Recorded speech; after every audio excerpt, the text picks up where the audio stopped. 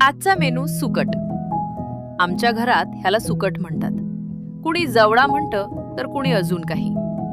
पण नाव काहीही असलं तरी हा प्रकार भारीच लागतो. माशांमध्ये फिश फ्राय नंतर माझा सगळ्यात आवडीचा प्रकार म्हणजे हेच.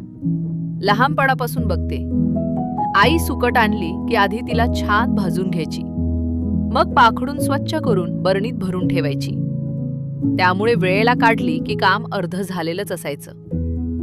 आज मी पण अगदी तिच्याच पद्धतीने केली. कढईत कांदा लालसर होईपर्यंत सुकट पाण्यात थोडा वेळ भिजत ठेवायची. त्यामुळे शिजल्यावर ती छान मऊ होते, कडक लागत नाही. बस, भाकरी तयार हवी बाजूला. पण चपाती सोबत सुद्धा छानच लागते. ही पद्धत एकदा नक्की ट्राय करून बघा. कंप्लीट रेसिपी कमेंटमध्ये पिन केली आहे.